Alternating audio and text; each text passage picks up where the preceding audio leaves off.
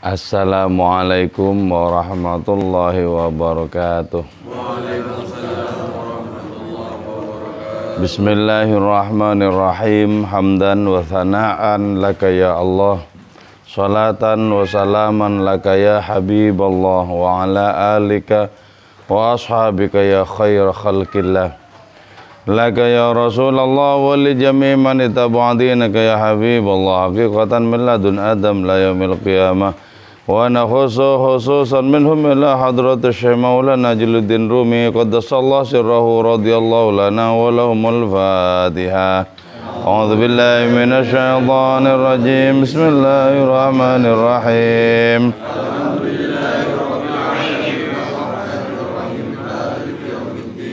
Iyyaka na'budu wa iyyaka nasta'in. Ihdinas siratal mustaqim.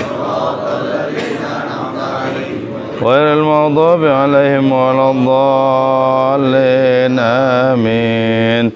Litaqarrubina ila Allah ta'ala li muhabbatina ila Rasulillah sallallahu alaihi wasallam, li salamatina fid din wad dunya wal akhirah, li qada'i duyunina, li qada'i hajatina min hawaijid dunya wal akhirah, li taysiri arzaqina halalan thayyiban mubarakan katsiran wasi'an, لصحة جسادنا وقلوبنا، لشفاء أمراضنا ظاهرا وباطنا، لدفع البلايا والمحن والفتن والأمراض والأسقام، ولمنافعنا لمصالحنا لأهل بيتنا وأولادنا وذرياتنا وجوارنا وأصدقائنا وجميع المسلمين والمسلمات والمؤمنين والمؤمنات الأحياء منهم والأموات، ولأعز الإسلام والمسلمين بجودك يا الله، بشفاعة نبيك يا الله، ببركة أوليائك يا الله، وبأسرار الفاتحة. أعوذ بالله من الشيطان الرجيم. بسم الله الرحمن الرحيم. الحمد لله رب العالمين الرحمن الرحيم مالك يوم الدين. إياك نعبد وإياك نستعين. اهدنا الصراط المستقيم، صراط الذين أنعمت عليهم غير المغضوب عليهم ولا الضالين. آمين. قال المصنف رحمه الله تعالى: ونفعنا بعلومه وأمدنا بأسراره وفاض علينا من بركاته وبكم. آمين. بسم الله الرحمن الرحيم. والبحر adapun samudra, makirun ialah menipu, abda menampakkan itu samudra, zabadan terhadap buih, wa thamma dan di sana jahimun, adapun neraka jahim, abda menampakkan itu neraka jahim, as-sahda terhadap adanya sangat panas, mim makrihi lantaran tipuan itu neraka jahim. Oke.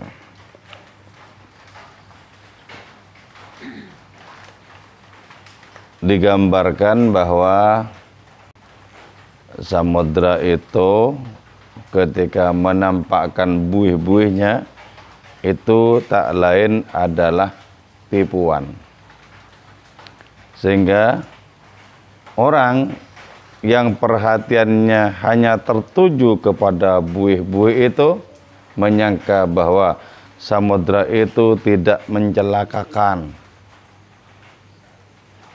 Padahal ketika diterabas, tahulah kemudian orang itu bahwa samudra membahayakan. Jadi adanya sesuatu yang tidak tampak sebagaimana semestinya itu bisa merupakan jebakan yang membahayakan seseorang. Jadi mengira bahwa samudra itu tidak menenggelamkan, menjadikan orang itu ceroboh, dan ketika ceroboh menerabas samudra itu tenggelamlah dia.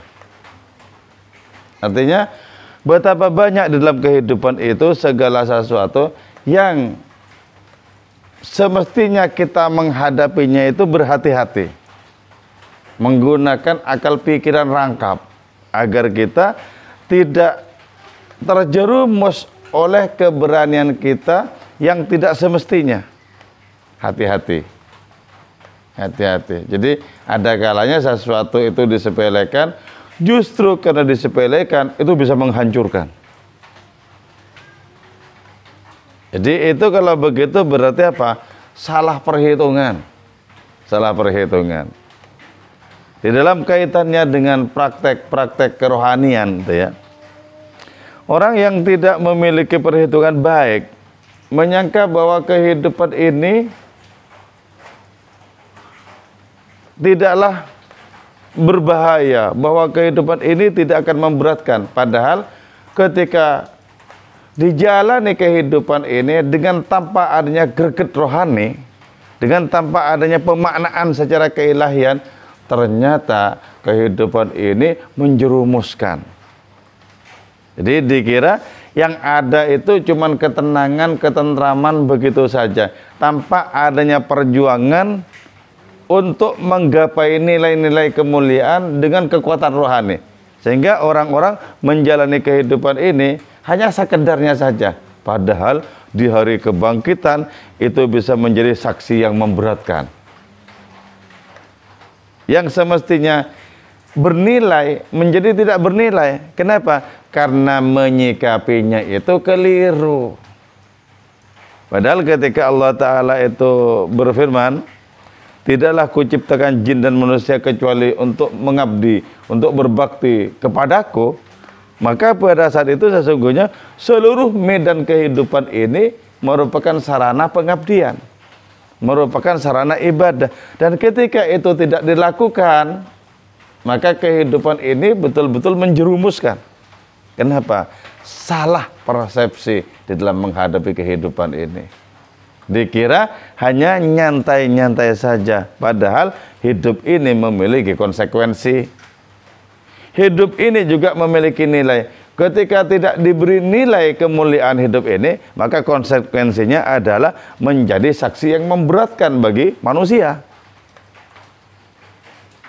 Jadi karena itu, pandanglah segala sesuatu dengan adanya pemaknaan yang penuh dengan nilai-nilai kemuliaan. Apa saja bisa kita garap dengan nilai kemuliaan, tapi apa saja juga bisa kita lalaikan.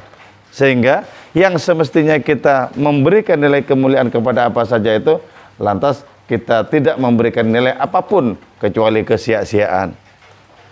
Maka dengan demikian disebutkan bahwa samudra itu tipuan. Sama, kehidupan ini juga bisa menjadi tipuan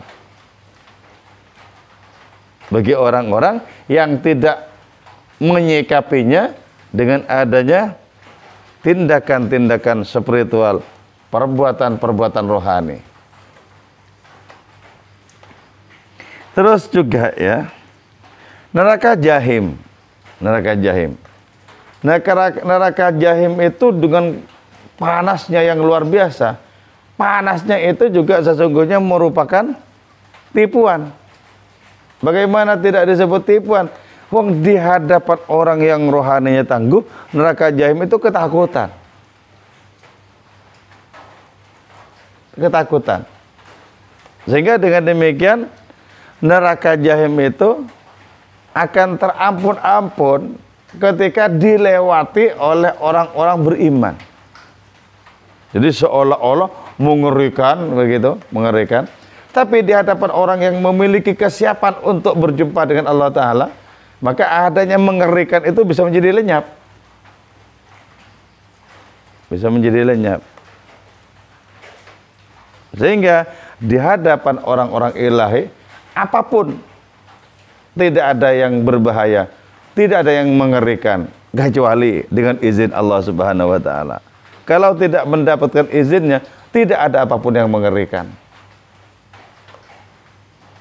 Jadi karena itu kita harus membangun relasi rohani dengan Allah Subhanahu wa Ta'ala agar pandangan kita kepada segala sesuatu itu tidak menipu sikap kita terhadap segala sesuatu itu.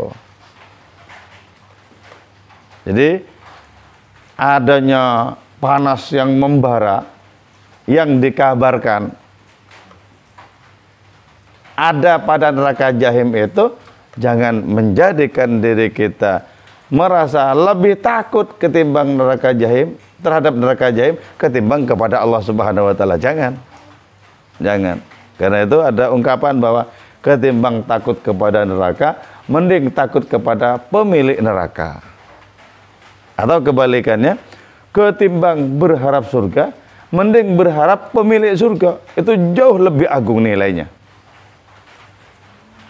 Ketimbang kita berharap rezeki, mending terutama pengharapan kita itu lebih besar kepada pemilik segala rezeki. Jadi hierarkinya itu, urutannya itu menjadi gamblang bagi diri kita. Karena itu Allah kemudian menjadi tumpuan pengharapan bagi para pecinta di hadapan hadiratnya. Nah, kalau sudah mendapatkan Allah sebagai puncak pengharapan, maka apapun yang lain itu katut sebagai implikasi. Tapi kebalikannya, orang yang mendapatkan segala sesuatu, tapi orang itu tidak mendapatkan Allah Subhanahu wa Ta'ala, sesungguhnya orang itu tidak mendapatkan apapun. Tidak mendapatkan apapun. Orang tidak punya apapun, tapi mendapatkan Allah Ta'ala, sejatinya mendapatkan segala sesuatu. Orang mendapatkan segala sesuatu, tapi tak mendapatkan Allah Ta'ala, sejatinya apa yang didapatkan oleh orang itu? Tidak ada apa-apa. Jadi karena itu, Allah harus yang menjadi paling diburu, paling diinginkan, paling dicintai, paling dihasrati, paling disetiai dibandingkan dengan apapun.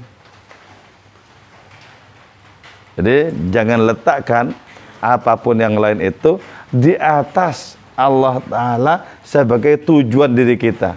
Jangan.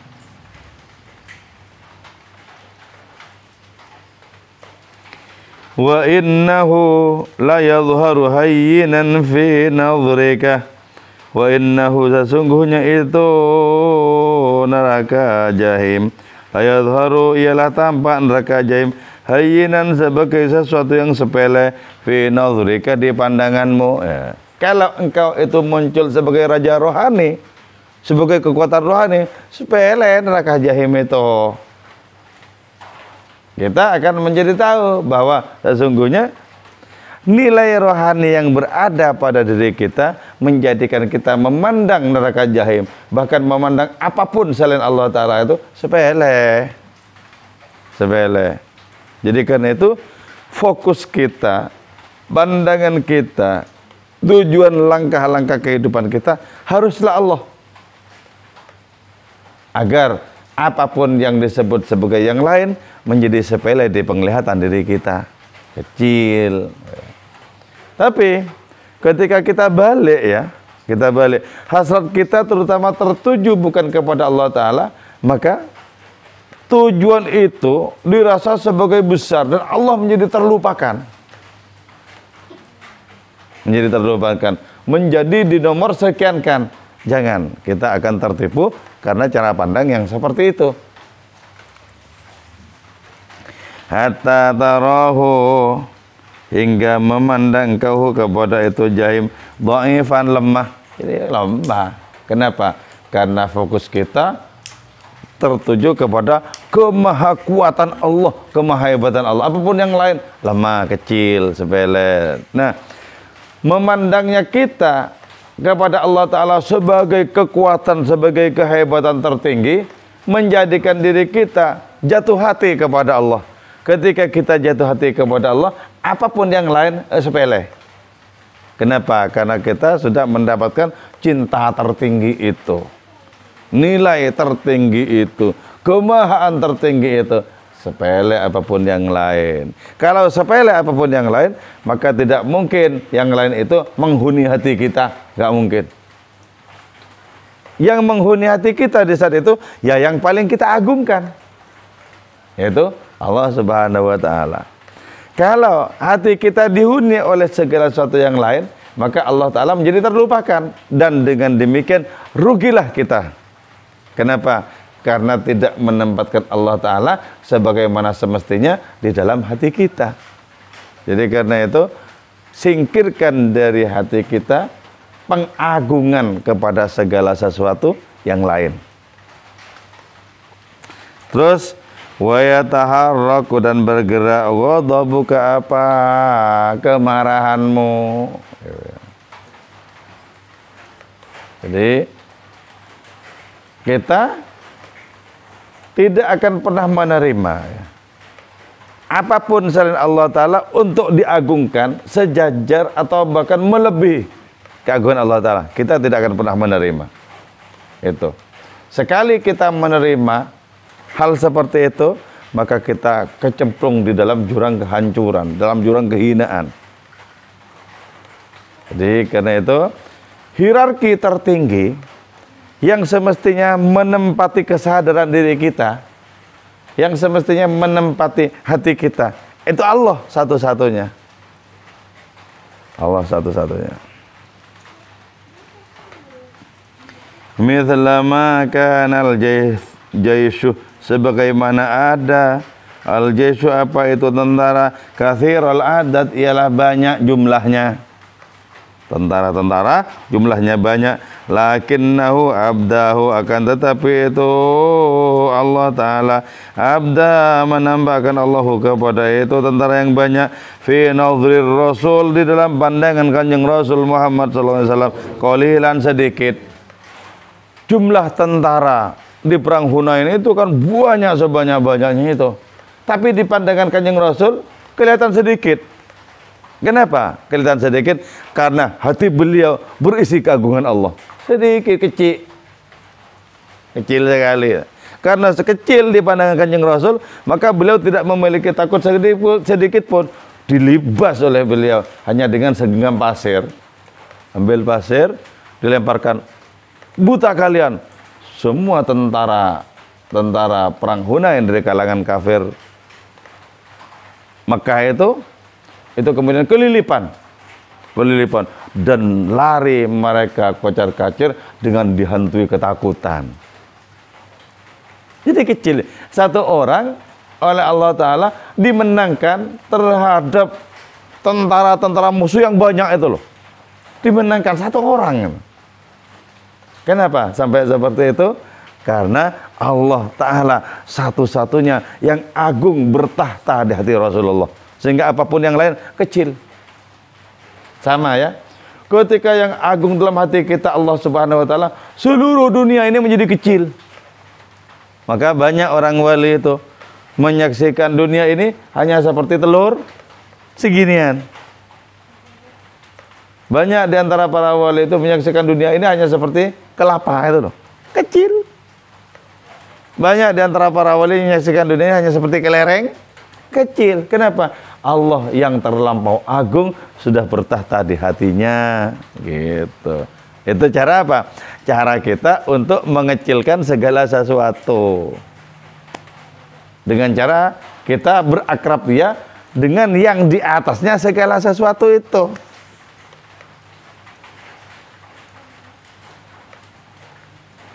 Kalau kita menyingkirkan Allah dari hati kita, wah, salah kita kalau begitu.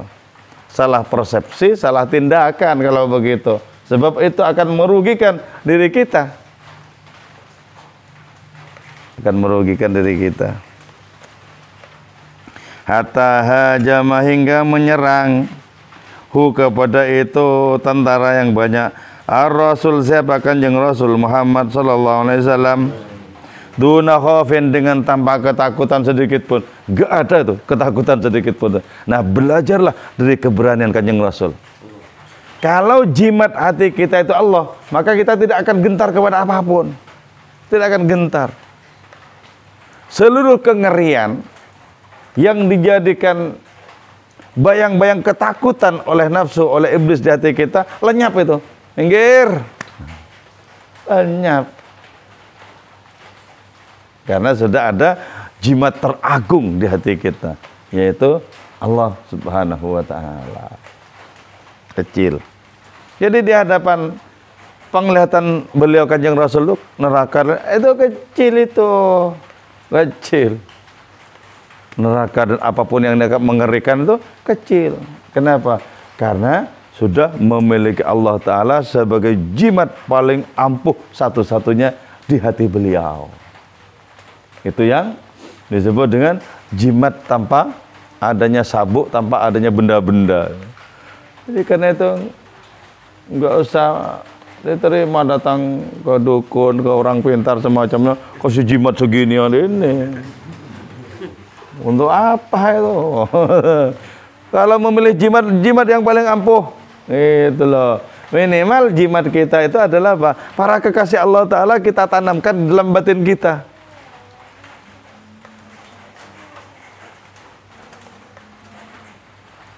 Terus Kanjeng Rasul tanamkan di batin kita.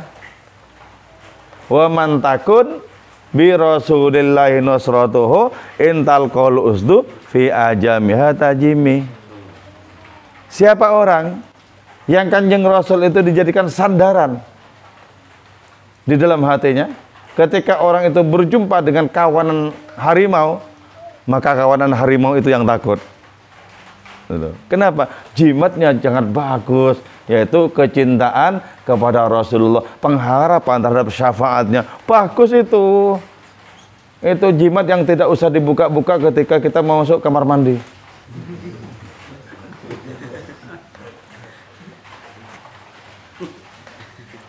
Sudah dibuka. Saya jadi teringat ya. Salah seorang pengikutnya Gusmi itu memiliki jimat yang diagungkan. Ketika orang itu mau ke kamar mandi, dibuka, ditaruh di lantai. Ketika orang itu keluar dari kamar mandi, Gusmi sengaja yaitu melangkai jimat itu, berjalan dengan cara jimat itu dilangkai. Ini marah ini pengikutnya ini. Kok sembarang dilangkai katanya? Itu jimat. Jimat toh? Jimat. Coba adu dengan jimat saya. Gusmi itu ngambil rafia, diuter-uter, terus ditaruh. Ayo adu. Itu bertarung seperti pertarungan ular.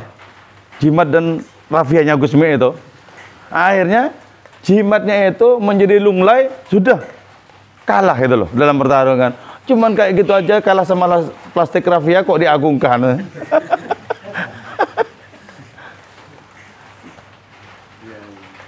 Karena sesungguhnya jimatnya Gusmi itu Allah, Rasulullah yang bertahta di hatinya.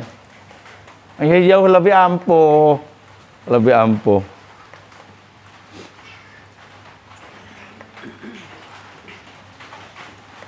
Wa in kana qad ra'ahu katsiran, wa in kana, dan jika ada Kanjeng Rasul qad ra'ah, ialah sungguh melihat Kanjeng Rasul kepada itu tentara yang banyak, katsiran, terhadap orang-orang yang banyak, la tawakha, niscaya mengarahkan Kanjeng Rasul al-hadhr, terhadap hati-hati. Kalau beliau menyaksikan jumlah tentara sebagaimana jumlah tentara itu banyaknya, ya hati-hati, nggak langsung melabrak kan gitu. Tapi karena kecil sedikit, sikat aja kan gitu. Itu cara menghadapi apapun selain Allah Ta'ala yang kita pandang sebagai rintangan.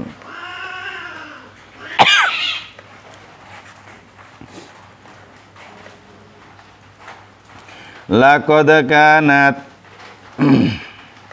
sungguh ada tilka itu, inayatan, ialah pertolongan. Wa kunta ahlaha, wa kunta, dan ada engkau ahlaha, ialah pantas menerima pertolongan itu. Ya Ahmad, wahai Nabi Muhammad sallallahu alaihi wasallam, wa illa, dan jika tidak, la wajil, saya ngeri engkau. Kalau Nabi itu pantas menerima pertolongan, maka dilabrak apapun itu, dilabrak. Kalau tidak menerima pertolongan, tentu engkau ngeri menghadapi tentara yang banyak itu. Ngeri. Jadi karena itu langkah-langkahnya itu begini.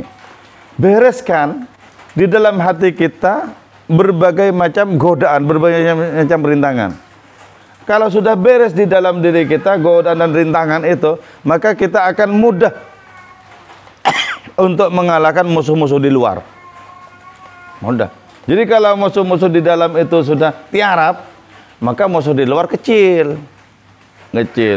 Tapi kalau di dalam itu masih ada musuh-musuh yang bisa menjerumuskan, mencelakakan kita, maka musuh di luar akan menjadi sulit untuk ditaklukkan. Menjadi sulit untuk ditaklukkan ketika musuh-musuh di dalam itu masih ada. Bereskan musuh-musuh di dalam, maka kita akan kok udah sih kereng bro. Ya apa yang ngerokoknya grok ya. Waduh.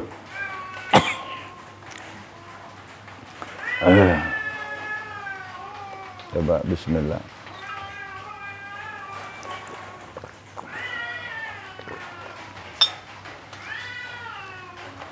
Bereskan musuh-musuh di dalam, nanti musuh-musuh di luar itu akan menjadi sangat sepele kita hadapi, kan gitu.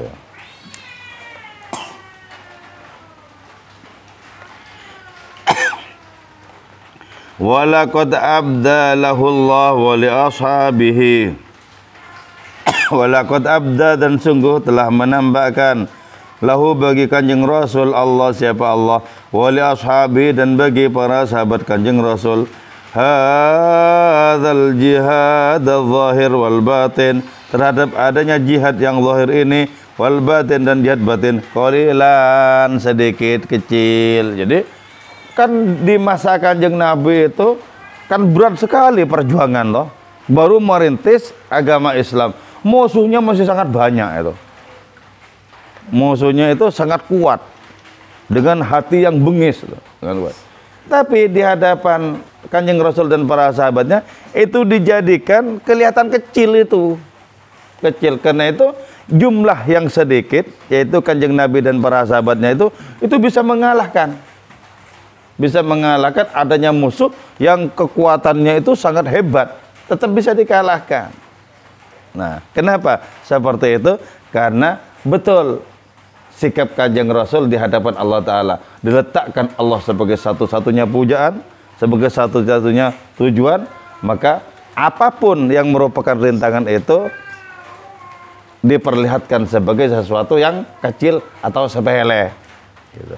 Jadi itu bisa kita ambil sebagai pelajaran. Jadi jadikan diri kita pantas untuk menerima pertolongan Allah. Caranya gimana? Nah, diri kita sebagai wadah dari pertolongan itu harus dibersihkan. Bersihkan. Itu namanya istiqdad. Kalau sebagai wadah diri kita dibersihkan, maka tidak ada apapun yang datang ke wadah itu kecuali pertolongan Allah. Jadi bersihkan diri kita sebagai wadah, maka akan datang karunia-karunia dari Allah Ta'ala. Itu kata Ibnu Arabi merupakan doa paling ampuh. Apa doa paling ampuh itu? Kesiapan diri untuk menerima karunia. Kesiapan diri. Apa yang dimaksud dengan kesiapan? Yaitu menjadikan karunia itu sebagai kendaraan di jalan Allah. Nah, gitu loh. Itu pantas. Tapi kalau misalnya menjadikan karunia itu justru menjadi penghalang di jalan Allah, orang itu sebenarnya nggak pantas menerima karunia. Tidak pantas. Jadi jadikan diri ini sebagai wadah yang bersih sekaligus tangguh, maka akan datang karunia-karunia yang terpuji. Jadi jangan dibiarkan diri ini kotor. Kalau diri ini kotor, apalagi bolong-bolong, yang kalau didatangkan karunia ke dalam diri itu akan menjadi kocar-kacir, itu berarti tidak pantas menerima pertolongan. Berarti tidak ada istiqdad, berarti tidak ada kesiapan kalau begitu. Jadi doa tertinggi itu adalah kesiapan untuk menerima karunia. Pasti karunia yang diterima itu nilainya kemuliaan. Nilainya itu kebaikan. Karunia-karunia. Bukan kebalikannya, yaitu karunia-karunia yang justru menghambat langkah-langkah rohani. Banyak kayak gitu itu. Orang dikasih karunia oleh Allah Ta'ala, tapi justru rohaninya terhambat. Bukan malah makin maju, bukan, malah terhambat. Nah, itu berarti tidak pantas untuk menerima karunia sebagaimana semestinya. Wadzalika, dan adapun hal itu hatta tatayassara, hingga menjadi mudah, al yusra, apa segala sesuatu yang dimudahkan itu, min ajlihi, semata-mata karena Allah Ta'ala itu, wa hatta yuhawwila wajahu anil usra, sehingga membelokkan itu Allah Ta'ala wajahu terhadap wajah Kanjeng Rasul, diri Kanjeng Rasul, anil usra, dari berbagai macam kesulitan. Jadi apa yang semula masih merupakan kesulitan, karena Kanjeng Nabi itu mutlak berkiblat hidupnya kepada Allah Ta'ala, kesulitan itu dirubah menjadi mudah. Tidak ada yang sulit bagi siapapun yang berakrab dengan Allah. Gak ada yang sulit. Bukankah Allah Ta'ala itu maha mengatasi segala-galanya? Jadi kalau orang dalam hidup itu dicekam oleh kesulitan-kesulitan, tanda itu bahwa orang tersebut tidak akrab dengan Allah Ta'ala. Kok banyak kesulitan? Kalau orang akrab dengan Allah Ta'ala itu pasti dikasih jalan kemudahan-kemudahan. Kok ini sulit, tok, keluh kesah, tok. Oh, itu berarti tidak akrab dengan yang punya persoalan. Jadi akrabkan diri kita dengan Allah Ta'ala yang memiliki segala sesuatu, termasuk persoalan itu, maka kita akan dimudahkan untuk menyelesaikan berbagai macam persoalan. Nabi itu kurang apa di dalam berhadapan dengan kesulitan. Sangat berat di masa Nabi itu. Di zaman yang kulturnya itu jahiliyah, di mana akal manusia banyak terbalik di waktu itu. Itu sulit banget, sulit banget. Nabi bisa mengatasi itu, merubah peradaban, merubah akhlak hanya dalam waktu sekitar 22 tahun loh. Bisa menyelesaikan itu. Karena itu di dalam buku yang menyebutkan 100 tokoh paling berpengaruh di dalam sejarah, Nabi itu diletakkan di nomor urut pertama. Paling berpengaruh dalam sejarah. Hanya dalam waktu sekitar 22 tahun lebih sedikit, itu bisa merubah peradaban dari jahiliyah menjadi terpuji itu. Kenapa begitu mudah seperti itu? Karena beliaulah orang yang paling mengagungkan Allah Ta'ala dalam kehidupan ini. Tampung. Jadi karena itu salah orang ketika bercita-cita untuk merubah masyarakatnya. Cita-citamu apa? Merubah masyarakat menjadi lebih baik. Keliru.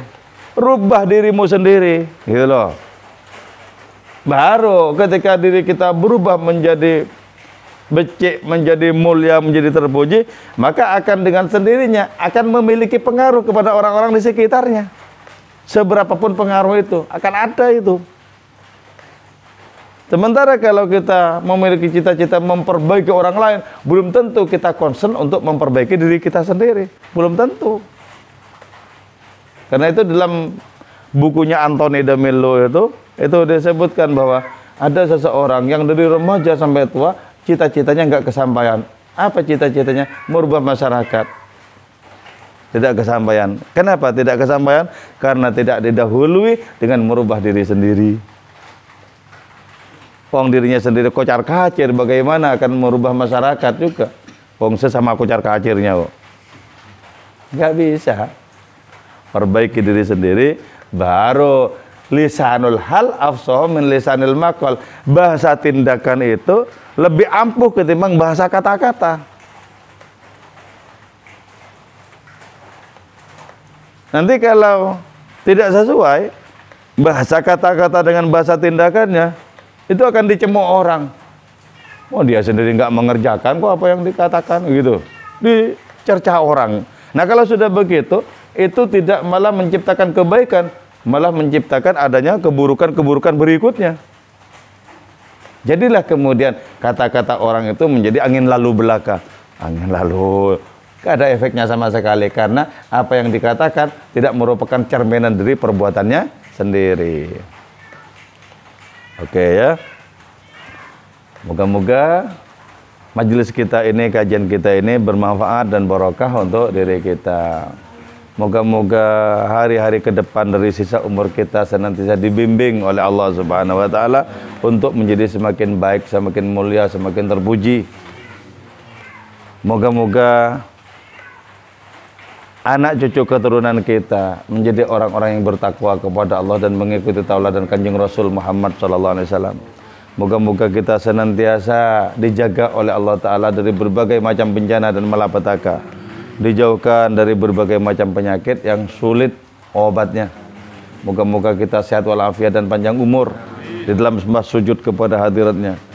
Moga-moga negeri kita ini senantiasa dilindungi oleh Allah Ta'ala dari berbagai macam friksi dan pertikaian, dari berbagai macam kehancuran.